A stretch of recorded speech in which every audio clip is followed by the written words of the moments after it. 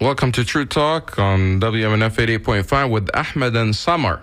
And today's a live show. On today's program, we're going to be talking about a number of issues. Of course, starting with, and we're not going to forget to speak about the Pope and his passing. And, of course, his stance on Gaza, which seems to be missing from the media. And in fact, Israel has gone as far as telling or ordering its staff or government officials to not send any condolences or issue statements praising the Pope. We're going to be speaking about that. Also, senators that are visiting detained students. That's a story that we'll be discussing. And the latest on what's happening in Palestine, of course, also the Bush administration. I mean, not the Bush administration. What am I talking about? That's like 20 years ago. The Trump administration and their assault on free speech with the universities. So Samar and I will be right back. This is True Talk on WMNF.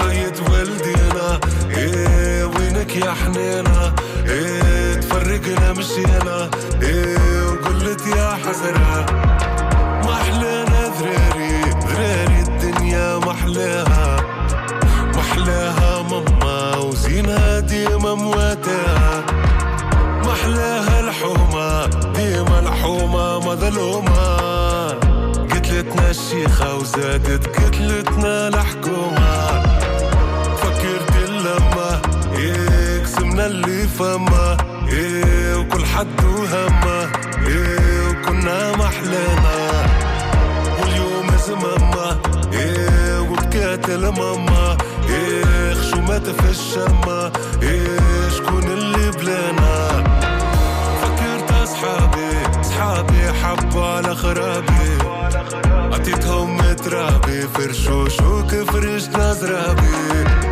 عيب على روحي ما نعيبش على قرابي رقدت ونحلم وفكت نجري على سرابي وفي غيبوبة وينك يا صحوبة وطلعوا ذيوبة وناس خوانا ريوسنا مقلوبة وطلب بالتوبة وأيام محسوبة والوقت يخذنا فكرت أيامي وقلت يا حسرة مخيب هالدنيا ومحلاها الدنيا بلا غسرة فكرت أيامي وقلت يا حسرة مخيب هالدنيا ومحلاها الدنيا بلا غسرة ضحكت لأمي ما ونسب القيمة وعشرة قديمة وقلت يا حسرة. Welcome back to True Talk on WMNF 88.5 with Ahmed and Samar. Ya Hasra by Balti. Samar and I are here. Samar, hello. Assalamu alaikum, Ahmed. How are you? And greetings to our listeners. It's nice, Samar. You always start the show the same way. Yeah, because I am so wanting to say good morning. But so you start with Assalamu alaikum, meaning peace be upon you? Yeah, because the whole time I want to say good morning and I know what's coming next. You're reminding me we changed and it's not morning. We changed anymore. 2 years ago.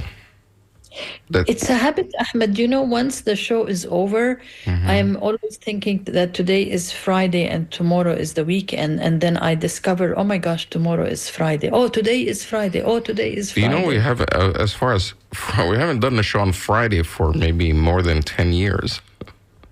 It's weird. Or maybe I'm getting older and I can't get rid of old habits. It's stuck in our head. It's Friday, how we started. We used to be on Friday. I think it was 10 a.m. or was it noon? And then it moved. But Friday was tricky. Friday was tricky because, you know, our day of prayer, Jummah, is on Friday. So it was always like as soon as I finish here, I got to rush to this, to the mosque.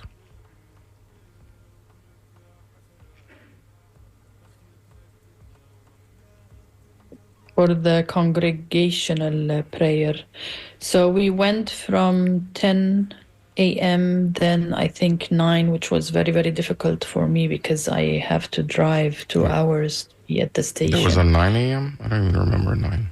Yeah, I think there was, at a time, there was a 9 a.m. But then we switched to Thursday, so... Okay, well, let's get into our show today. Things we're going to talk about, basically, Mahmoud Khalil, who's basically become a symbol of the Trump administration's crackdown on student protesters at college universities.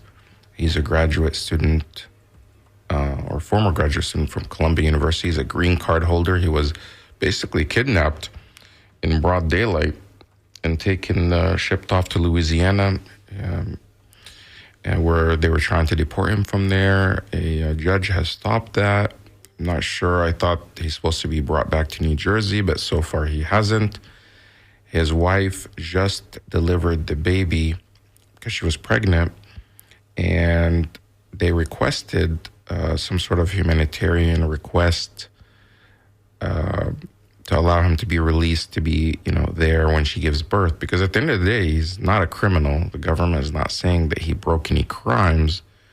They just are saying they're revoking his green card, or trying to, because his presence somehow compromises national security, because his views or the things that he was advocating for is in contrast or contradicts American foreign policy. Similar situation for Ms. Öztürk, who is a Turkish student on a visa, and she was also picked up from Massachusetts. Now, a group of senators went to visit them, to check on them. Members of Congress, these are Democratic members of Congress that are going and went and visited these students at ICE detention centers. The PBS NewsHour actually did a story about them, and I want to just play, a little bit of that, and then you and I can talk about it, if you don't mind. Yeah, please go ahead. Meantime, think here they're talking to Senator Ed Markey in particular, because like you said, 3 of them went. So it would be here are interesting. the names of the lawmakers. Troy Carter of Louisiana, Benny Thompson of Mississippi, Jim McGovern, and Ayanna Pressley of Massachusetts, and also Senator Edward Markey of Massachusetts was also there. But this discussion is with Ed Markey. Democratic members of Congress traveled to Louisiana yesterday to visit foreign students Mahmoud Khalil and Rumeysa Öztürk in a pair of federal detention facilities, as both face potential removal from the U.S. Video captured agents last month apprehending Öztürk, a Turkish national with a valid F1 student visa, near her home outside Boston. Khalil is a former Columbia University graduate student who was also arrested by ICE officials. The Trump administration maintains they're each a threat to national security for their activism against the Israeli war with Hamas in Gaza. Massachusetts Senator Ed Markey was part of that visit and joins us now. Thanks for being with us, sir. So Trump officials say Rumeysa Öztürk's visa was revoked because she allegedly engaged in activities supporting Hamas. She's a PhD student at a university in your state. What's your understanding of why she was detained and targeted for deportation? Well, the only public statement which has been made is that she wrote an op-ed in the Tufts University undergraduate newspaper about her views on a resolution that had passed in the Tufts government, undergraduate government. So that's the accusation against her, that she exercised her free speech to be able to have an opinion on an action that was taken by the student government at Tufts University.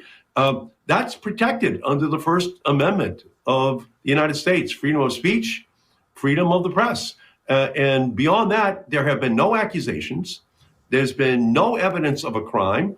They haven't even alleged a crime, and yet they whisked her off of the streets of Somerville, Massachusetts, where Tufts University is located, moved her to Vermont, and then to Atlanta, and then to a remote part of Louisiana, where Congressman Jim McGovern and Congresswoman Ayanna Pressley and I visited her yesterday. And thus far, they have presented, from the government's perspective, no evidence that in any way could be constituted as a crime. And that is a violation of the Fifth Amendment of the United States. That is the protection under due process to have the evidence presented against you. And they have not done that either. For 4 weeks, she's been in prison.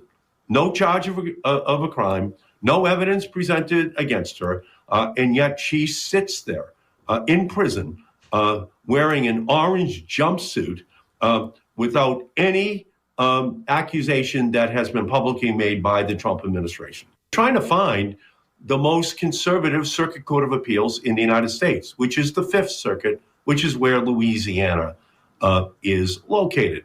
And so to the extent to which they've moved Ramesa 1,500 miles away from Somerville, and then 100 miles further out from the New Orleans airport, they seek to distance her from her family, from her friends, from her attorneys, from any support system that could be provided to her. And it's all a part of a pattern, which, by the way, is the same thing that they did to Mahmoud Khalil, who is also in prison down in Louisiana in one of these facilities, and we visited him as well.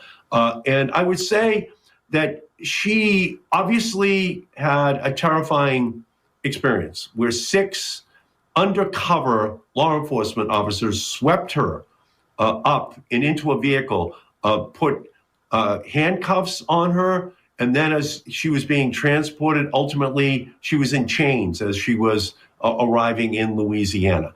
No charges made against her, despite all of that, and despite her asthma attacks that keep recurring in prison, despite the less than ideal conditions in these prisons, the lack of easily accessible medical care or nutrition, or even extra blankets at night if it's too cold. She still has an indomitable spirit, and it was just a privilege to be able to meet with her. This makes me so upset to hear about this PhD student who is basically, studying to be a scholar, and just swept up and treated like as if she's, part of ISIS or some sort of MS-13 criminal gang, put into chains, orange jumpsuit. She didn't commit a single crime.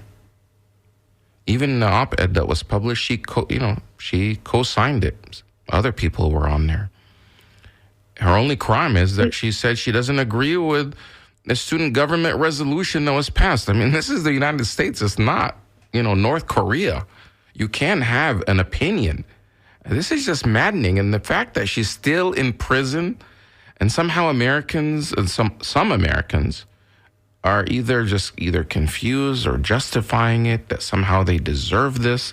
They're part of Hamas. They're doing Hamas's bidding. They're radical. There's nothing radical about opposing a genocidal war that's killing children in Gaza. That doesn't mean you're with Hamas. That just means you're against the killing of children. Were you surprised, Ahmed, that they went out of their way and visited them? I have a feeling they did that because of the senator who went to El Salvador. Well, from the Senator Chris Van Hollen, who went to El Salvador, he is a Democrat. And I think, maybe that motivated them and encouraged them to step up. But there is this, it's saddening that so many members of Congress, these are the exception, have spoken out in support of these students. I mean, you're talking about American constitutional values. You're talking about the Constitution, the right to free speech, the right to an opinion. And it's not even a crazy opinion. It's an opinion that a lot of Americans agree with. It's an opinion that majority of Democrats agree with, overwhelming majority. And now, even based on recent polling, more Americans are, siding with the Palestinian side and have a unfavorable view of what Israel is doing. This is not anti-Semitism. The problem here is that they're,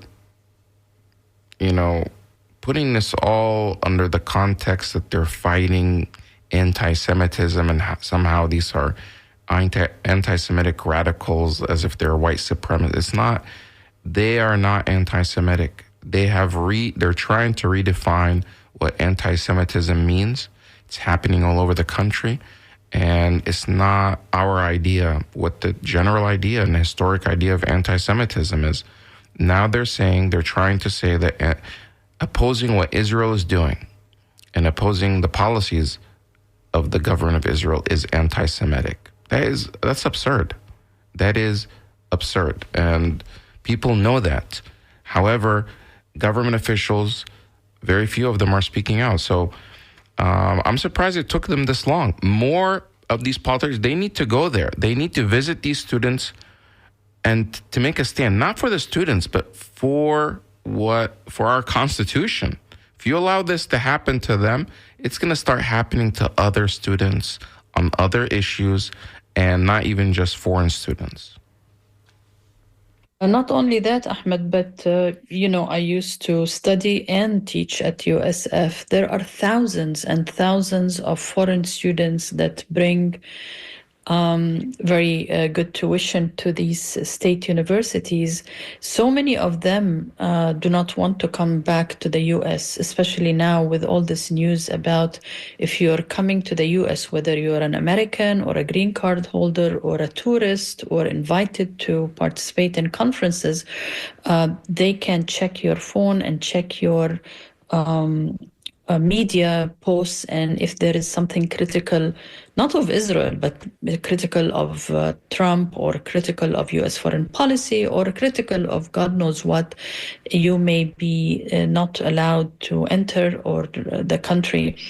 So this is really affecting other issues, not only what is happening inside the USA, but all this news is seen by the rest of the world, and many students don't want to come back to the US. And I'm not sure if you or the listeners saw part of I think a meeting for Trump at the White House, when he was asked that a huge number of tourists, especially European tourists, have decided not to come and visit the US. I didn't know, Ahmed, that, for instance, we have the national parks, and part of the national parks economy is based on tourists coming from Europe in particular who support local businesses by visiting national parks. I didn't know it was such a big thing for Europeans to come here. So there is other consequences to what is happening to these students, other than our freedom of speech, other than the danger that any other issue, any other student, let's say a student favoring transgender issues or issues that the White House disagrees with, they also might be arrested. So there are so many consequences to what is happening. I'm not sure if people are paying attention to that or not. I mean, we're lucky at WMNF that we cover such issues, but I'm not sure if our mainstream media are paying attention to these issues, Ahmed. People are not paying enough attention, and oftentimes you get, well, Trump won. People elected him. Deal with it. This is what the people want. No, I don't think so. The people that did vote for Trump voted for him because he said he's not going to do new wars. He's going to put America first. He's going to create all these jobs, whether you believe it or not. That's what he said. He did not say, I'm going to shut down free speech. He never said that. Now, he did say, to get rid of these students on college campuses or to not allow them. But never did people think that they're just going to pick up people off the street without giving them due process. So they're not even going as far as proving their case in court. I mean, you saw what happened with the El Salvador people, or the people that were sent to El Salvador, the alleged gang members. And, I heard this report, and I read this report in the New York Times, and that basically says that the way they identified who is, to be picked up or not and to be shipped off was by some sort of point system. And the point system that law enforcement, DHS, is using is basically to identify who is and who's not. And if you get 8 points, then you can be picked up. Some of the things that they included in the point system is if your social media includes any photos with known gang members, if you're in a photo with them. So let's say you're at a barbecue and there's, a gang member, allegedly, and you're in a photo with them. That is, you get, I forgot how many points, maybe 2 or 4 points, maybe 2 points. If you live or lived in a household that had a known gang member.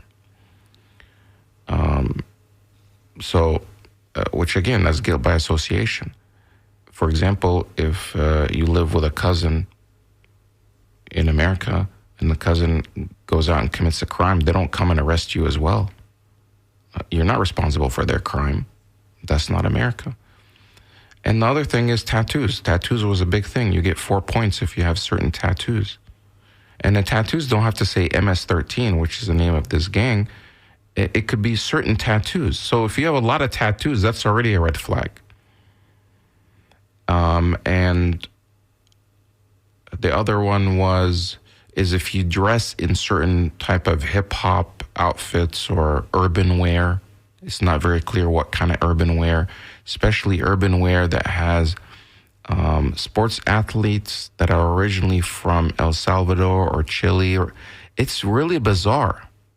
It's not like they have to go and find real evidence, like you committed a crime, they tapped your phone, they showed you, No, if you reach 8 points, there's like a variety of them. If you get, it's like a point system. And then if you get to the 8 point, okay, they pick you up, ship you off to Texas, and right away try to put you on an airplane and send you off. Now, of course, if you're going by that point system, you're going to make some mistakes. And it seems like more than half, a lot of the people that were shipped off to El Salvador have nothing to do with gangs. They're just innocent people. Maybe they entered the country illegally, or even if they entered legally, they entered because Biden has some sort of program that you can seek asylum and you report to the border and they let you in temporarily until your case is being. So actually, you entered legally, and then they're just being picked up and shipped off. One of them is somebody that has a completely innocent person that Chris Van Hollen went out and visited, and a judge ruled that he needs to be returned, and the American government saying, no, we're not able to. So the problem is, even if they make a mistake, if you're just caught up, if they come to your house or you're basically shopping at Publix next week, Samar, and God forbid they come and suspect that you're, here illegally, they just grab you, you have no way to prove otherwise, and they ship you off to Louisiana and then deport you to some country, and then you're not able to get back because, sorry, so it's not reversible and there's no appeal. So the problem is, here in this country, if you're accused of a crime, you have to have your day in court. They have to prove the case against you. And they're not doing any of that. They're saying, no, we don't need to do that. And that's ridiculous. And that's what they're trying to do with these students. And like you said, it's affecting people even coming into the country. It's even affecting American citizens. Some American citizens, I'm sure you've seen this, Samar, are receiving emails from DHS saying you have 7 days to leave the country. Of course, they know it's likely a mistake, but what if they act on it? Have you seen some of those?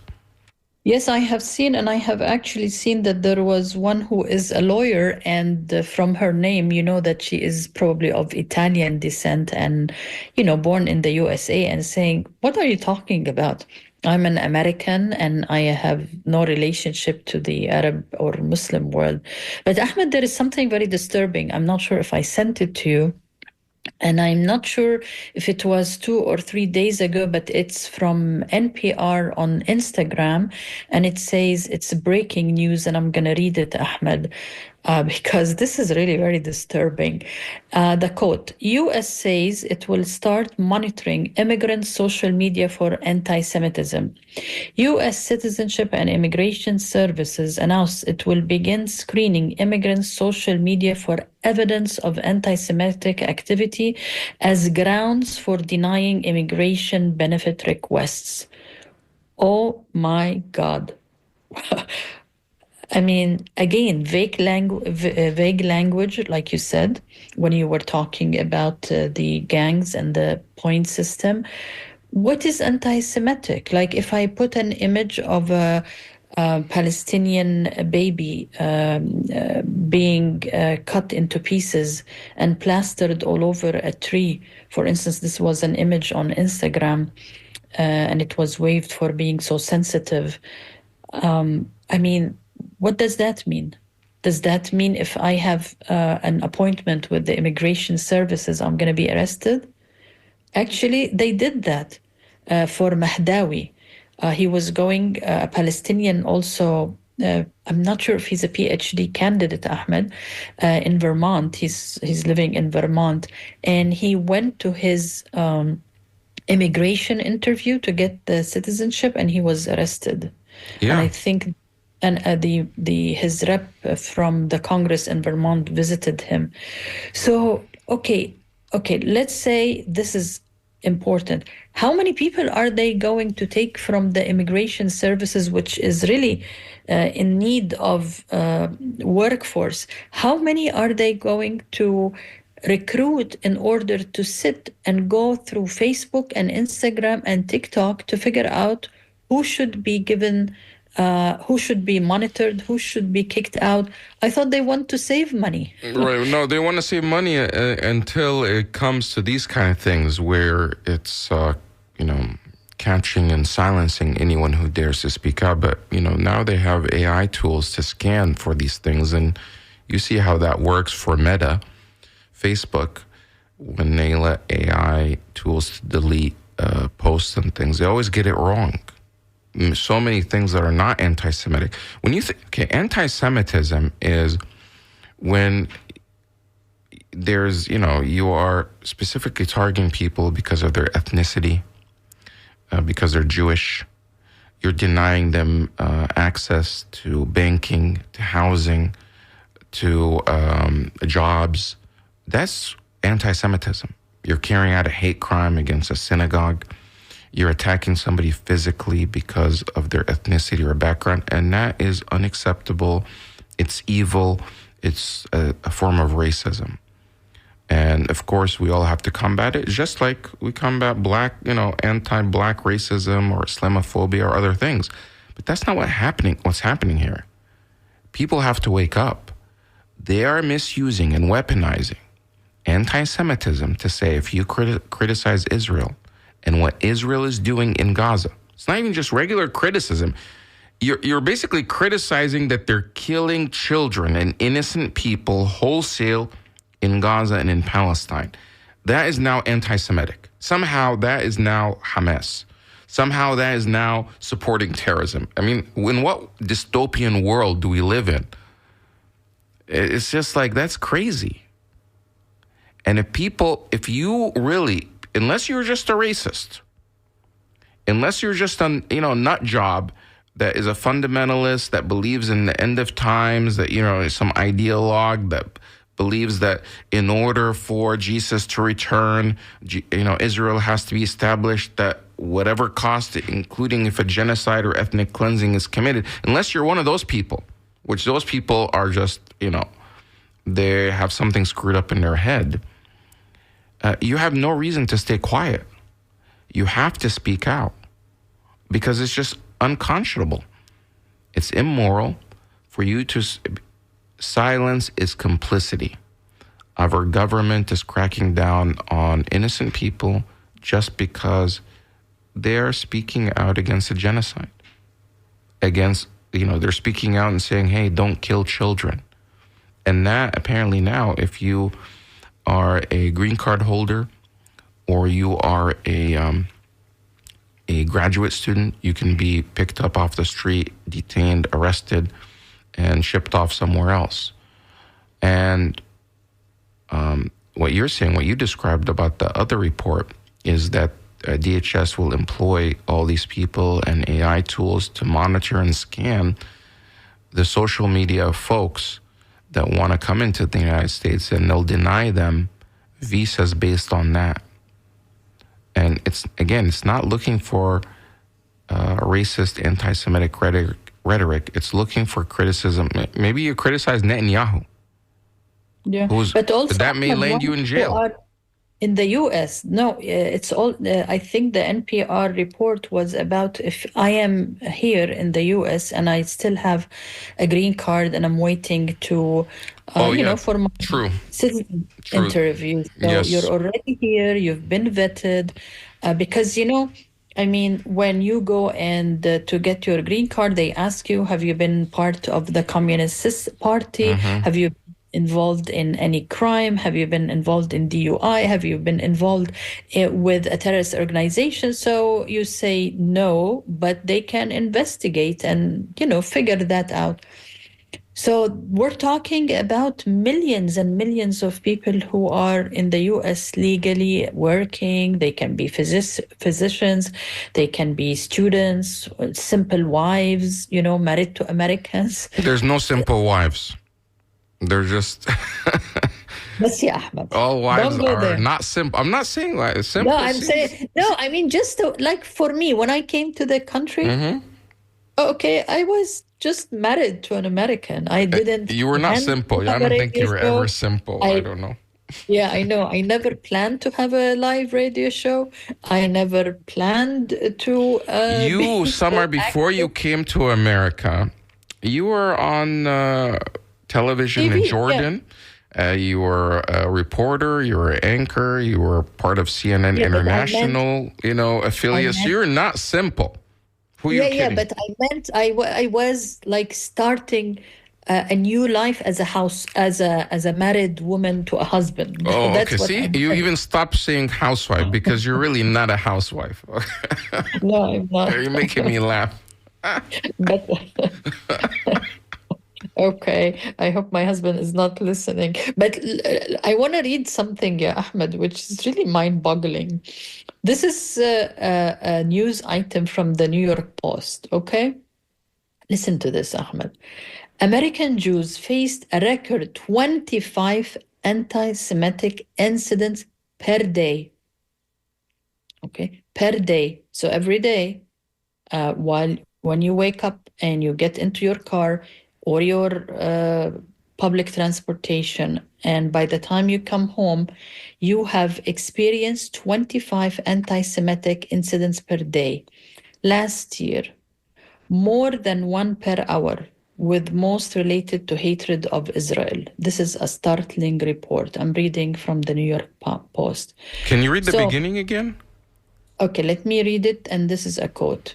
American Jews faced a record 25 anti-Semitic incidents per day last year, more than one per hour, with most related to hatred of Israel.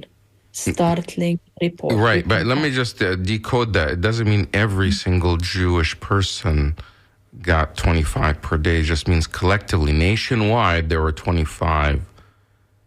That's how I understand that. Per person. It doesn't say per person. So that would be absurd. Like that. That means it's just. So what did it? So if it's 25 per person, that means I think there's like something like 2 million. That would just be it would not be that.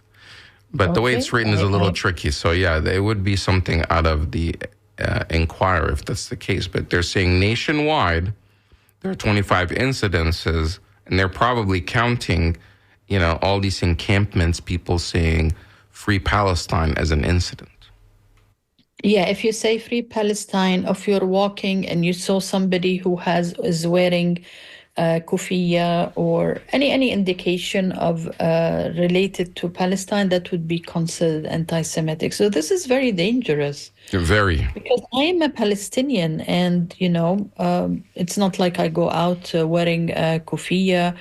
but sometimes, I mean, I can express me being Palestinian. Does that make me anti-Semitic? Although I'm a Semite myself. So this is very dangerous because there is true anti-Semitism out there. And there are people who are very hateful. They hate black people. They hate Muslims. They hate Jews. So hatred does exist in America. Okay, so to label Palestinianism, me being a Palestinian, as anti-Semitic is very dangerous. Because you are a Semite, and Fred has just emailed us. By the way, you could also email us at dj@wmnf.org. Fred wrote, Israel's genocide in Gaza is anti-Semitic. The people of Levant are Semites, Jews and Muslims, Christians too. Anybody with Levant genetics is Semitic. So we should redefine anti-Semitism as basically hurting anybody from Levant or Semites. Jews can't own this word because it's not Jewish. Yeah, Semitism is not a religion. It's a language. It's a language. It's a people, and you can be Arab, you can be Jewish, you can be Muslim, you can be Christian, and it's just like saying,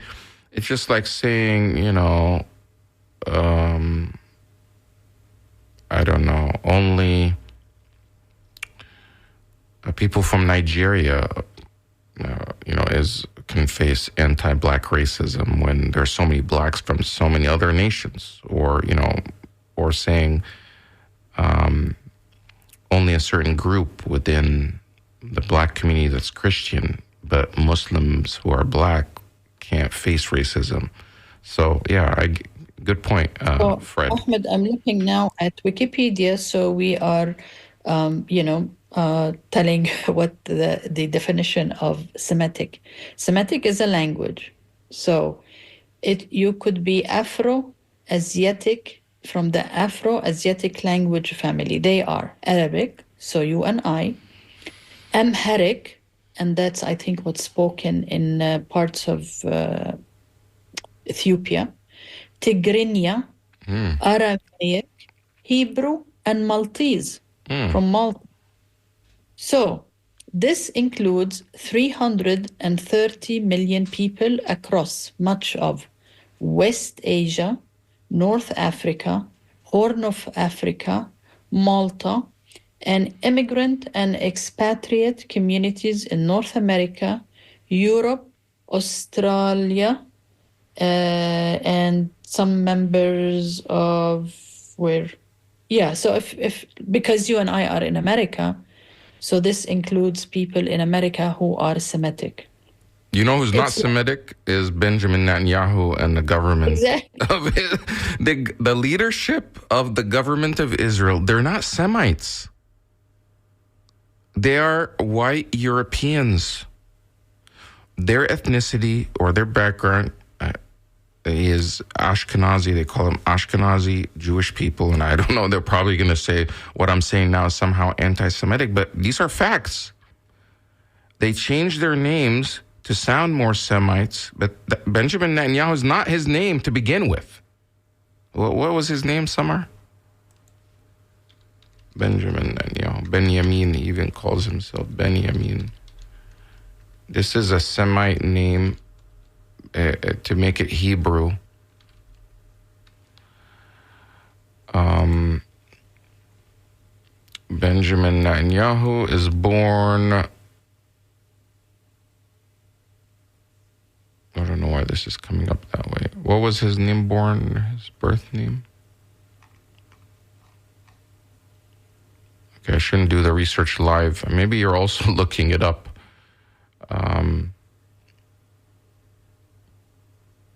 Anyway, so many of these individuals are not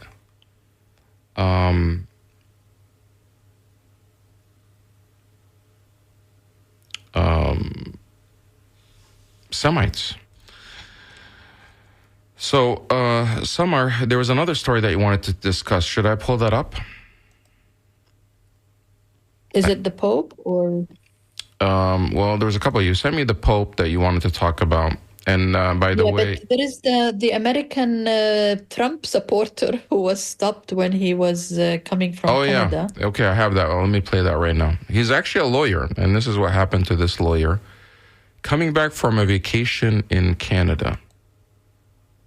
Real estate attorney, an American citizen returning from Canada, says that he was detained without explanation. Thanks for staying up with us tonight. I'm Priscilla Casper. And I'm Colton Bradford. Now, that New Hampshire man says he was traveling back from a quick family trip on Sunday when this happened. He spoke exclusively to our Jericho Tran about his experience. Jericho is joining us live right now with what he had to say. Jericho?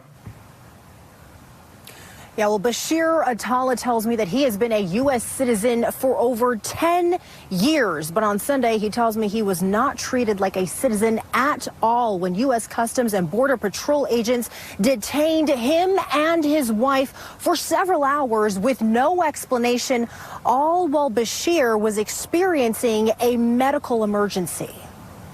Literally drove my car to Canada for the weekend, and on the way back I was treated like a criminal. An unwelcome return home for Bashir Attallah and his wife Jessica on Sunday when they say Customs and Border Patrol officers stopped them at the border between Vermont and Canada. He asked me, exit the vehicle right now, and he reached for his gun. I said, okay, I'm exiting the vehicle. Keep your gun at your waist. Just hours before, Attallah celebrated Palm Sunday with his family. Now he was being arrested. They handcuffed me. They twisted my arm. It was like a shock for me. A real estate attorney, Attallah says he's been an American citizen for over 10 years. He immediately started questioning why he was being detained. Even if you ask questions, they say we don't know, it's the government. Attallah started to feel sick and requested medical attention. This report filled out by an EMS team determined Attallah was experiencing high blood pressure and was at risk for a stroke. They say Attallah needed further medical attention, which he refused after he says Border Patrol agents explained what they would do next. They're definitely going to escort me to the hospital and have an officer guard me and bring me back and start from zero. Attallah says CBP agents requested to look into his email on his phone, which he denied them access to because of attorney-client privilege. So I had to, under duress, give him permission to look through my email, through my privileged information, and he made me write a statement signed by me saying that I gave him permission to look through the email. After several requests, Attallah says CBP agents called his sister Celine Attallah, who is an immigration attorney. It started with the immigrants. It's coming to us Americans, and it's going to go after all of us. After nearly 5 hours, Attallah says he and his wife were released. They are now pursuing legal action. I really thought things would change after this administration, when we had Mr. Trump in office. Things would change to the better. Things actually changed to the worse. Now, I reached out to the Department of Homeland Security and U.S. Customs and Border Patrol. They have not got back to me yet, but there's still a lot of questions in the air. Bashir needs to leave to Lebanon in just a couple days. He'll be... Yeah, so this is Bashir. I mean, they want to go look through his email, and he's an attorney. That stuff is attorney-client privilege. I think, what they're doing, what I was reading about this, is they're plugging in these phones into these devices and downloading data. They do a specific scan, and they scan for keywords. They look for,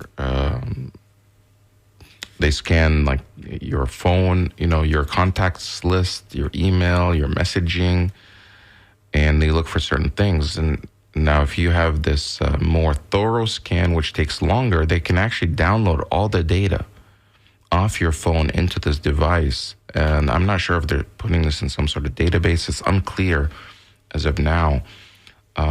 So this is what you can expect when you're crossing back through the border, because they assert that at the border, your constitutional rights are suspended, and they can do search and seizure at the border without, your permission. There is a case that's going through the courts now, challenging that, but maybe years before it comes to fruition. So Netanyahu's last name, family name initially was Milikowski. His father from Poland, Ben Zion, was Benzion, but his last name is Milikowski, and he changed it to Netanyahu. And he was a historian specializing in the Jewish Golden Age of Spain.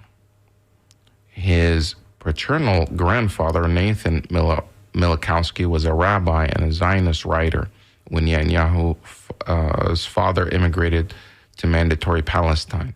So, his grandfather was a Zionist. This was a project of Zionism, and Netanyahu is that product. So somebody sent an email saying about, Benzion, born Milikowski. Yeah, thanks, John, for sending it in. So, Samar, are you worried that you're going to travel on the way you come back? What happens? Yeah, of course. Actually, I am not, but everybody is telling me, Samar, don't take your phone. I said, okay, all they need to do is Google my name and, True Talk will come up. WMNF, my Twitter account. I have almost 250,000 followers on Twitter, and I write in the mainly Arabic and English language. Newspapers in the Arab world quote me. So I used to think that traveling to the Arab world was problematic. I never thought that coming back to America is going to be problematic. And everybody's telling me to buy a cheaper phone, and I don't want to do that. I don't want to. So what are you going to do, Samar? Tell us now on the air, or are you going to keep it a secret? Do what? When they arrest me, I want WMNF to be having shows about me. And when you get a phone call, who are you going to call? I will call you. No, honestly, I will call you because you're the only one who knows what to do. I'm the only one who will answer. I hope I will call you if they allow me. I need to memorize your number. Yeah, that would be a good point. With having these electronic gadgets. Yeah, because I don't even know my husband's number. Wow. Yeah, that's the problem. So one thing that you should do is write the list of emergency numbers like on a small business card and keep that in your pocket. Don't even keep it in your purse. Keep it in your pocket. And by the way, another tip, if you're carrying your phone, is keep your phone on your body. Don't put it in your purse. Because when they go... Yeah. Because when they go to search your bags, they search your bags. But when they want to search your pockets, it's a different level. Because some of them are asserting, saying, no. There was one guy, I think he was at the airport, and he wanted to take his bag. He wanted to search. It was not related to this. He was trying to accuse him. It was like a DEA agent. Apparently, there's this other thing going on where DEA agents will board planes or meet people at the gate on domestic flights. We're not even talking international. And ask them if they're carrying money and try to confiscate money. It does happen internationally. This rule that you shouldn't travel or you can't travel outside. $10,000, I think. Yeah, across borders with more than $10,000 unless you declare it. And if you don't declare it, they can actually seize it. So, but some of that apparently is happening within the United States, trying to say, people are smuggling money from state to state, and they seize the money. And I was watching this one story. A DEA agent kept saying that he wants to inspect the backpack, which had already gone through TSA and all of that, and it went through. But this DEA agent was waiting at the gate, and he refused to let him, look through the bag. And he boarded the plane anyway. And then he went on the plane, and he went to get him. He said, "I don't need you. I need the bag. You're not detained, but your bag is." So, and somehow it's saying that your bag is different than you. I can take your bag because it's not you. So if you have things in your bag, they can maybe go through it. However, if it's on you, it's a little different. But again, seek the advice of a lawyer and be careful out there. Yeah. I mean, if you cross the border with your computer, with your phone, they can search through it. And it's not just about searching online and finding out who you are. That's easy to do. But why should they have access to your communication? Probably to manipulate whoever is friends with you. Right, but it's against the law to just simply go and seize your data and your information. We have privacy laws. We have, things. You have to have a warrant to get that. But imagine they go in and they plug in all these phones and they're downloading all this data and they're making connections, who knows who and who's connected to what. This is not good. Somebody's Tina's sending us a message saying, love you guys, Samar and Ahmed. Aramaic is one of the family of Semitic languages too. Jesus was a Semite. I have been talking about this twisted turn in language for over decades. Anti-Semites, by definition, are anti all Semitic languages speakers. The group of languages spoken in the Levant geographic region must be. So she's saying thank you, emoji all over, and it's Tina up in, she's using it, crazy bleep Brooksville. I don't know if that, I don't know, is Brooksville crazy? I think. No, maybe there is a crazy reek. Is it creek? Maybe it's an area. No, I know Brooksville. I know what Brooksville is. But Brooksville, by the way, for many years, it's not now, but it was the headquarters of the KKK in this region. It's so God. that history is crazy. We have a few minutes left. If you want to email us, you could email us at dj@wmnf.org. But before we do, I just want to mention, you wanted to mention about the Pope. The Pope, and there is a short video if you can play. But what's interesting, Ahmed, is that in the obituaries, there is a total omission of his stand on Gaza, the ceasefire, and that the fact that he was calling the parish in Gaza every single day. Yeah, he was doing a video call with them and asking them, have you eaten? What did you eat? And he's talking to them daily. I mean, that was really remarkable. I don't know if you can play it, if you can find it, but there is total omission from the obituaries in our mainstream media from his relationship to Gaza and to Palestine and to ceasefire, asking for ceasefire and asking to stop what is going on. And I'm not, if you have the segment to play, Ahmed would be I'm trying to play it. Let's see if it plays.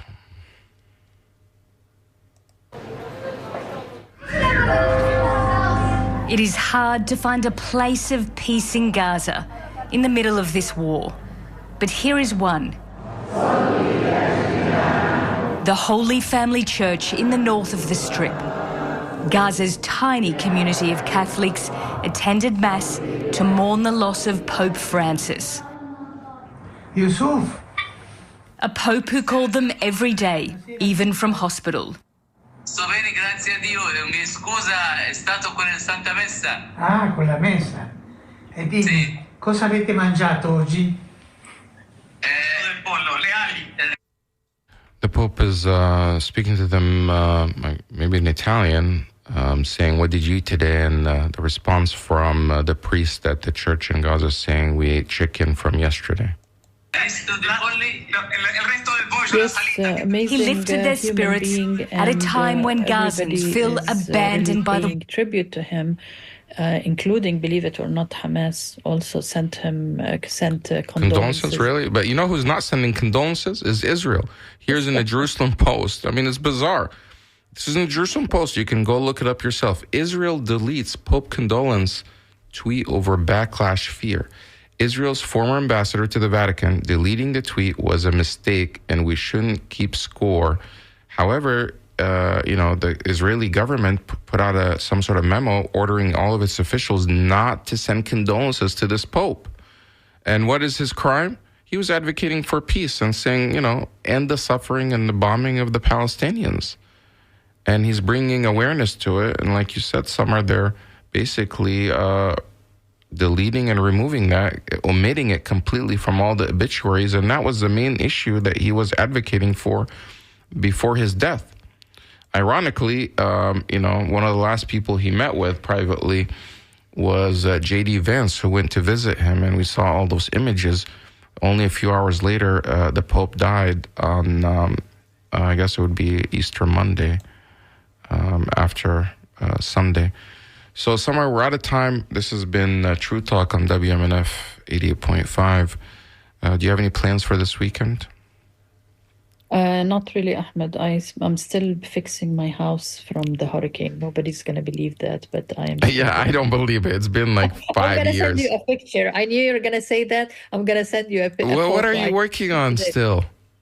Now painting and outside the house because of after changing the roof. Okay, it's taking too long to explain because we'll get an update on this house. Hopefully, it will be done this year. WMNF Tampa, have a great weekend, everyone. The Scoop is next.